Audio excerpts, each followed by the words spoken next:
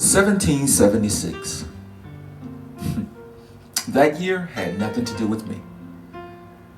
Now, some people celebrated, but my ancestors didn't come over here on a business trip or on vacation, waving from the deck of the ship, drinking champagne or sipping tea. There were no welcome committees or homeowners associations to help us get acclimated to the neighborhood. No one dropping off a pie, offering a cup of sugar. No one saying if you need to borrow some money, just ask. It's all good. There were no classes to help translate the language. There were no directional signs written in our native tongue. Just a shotgun if we tried to run in those trees. Those trees, they served as a horrible reminder from which we were hung. 1776. For some of us, that's not where it all began. To be stripped of everything and to be told for taxation and apportionment only, you're only 3/5 of a man. Denied the opportunity to learn, beaten if caught trying to write or read. What did Dred Scott say? No rights in which a white man was bound to respect. That was their creed. 1776, it started long before that for some of us. It started long before having to get so many jelly beans in a jar, bubbles in a bar of soap, not being able to sit on the front of a bus. It started long before not being able to register and vote. It started in 1619. Simply put, stolen and put on a boat. We were stacked like coins on that ship, given minimum to eat. No clothing. Can you imagine that horrific ride over? I'm sure our ancestors who survived got very little, if any, sleep.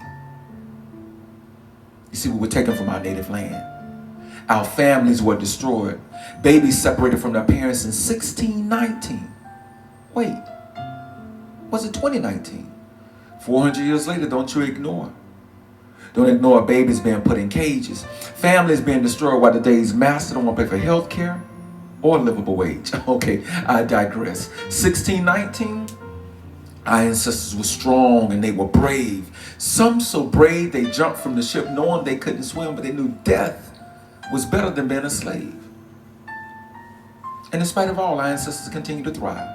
In spite of being created by laws like the Emancipation Proclamation, 13th, 14th, 15th Amendment, and the Voters' Right of 1965, in spite of needing Brown versus the Board of Education, our ancestors never lost their faith or their determination. So they built schools and colleges, became scientists, doctors, attorneys, and for us to be where we are today, we should all stand and applaud.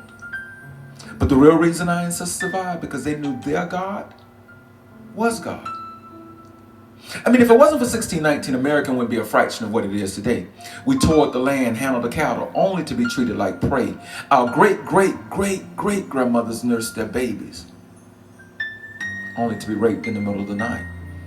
And the next morning, she had to act as if nothing had even happened while preparing breakfast for Master, the kids, and his wife. If you're going to tell it, then please tell the whole story.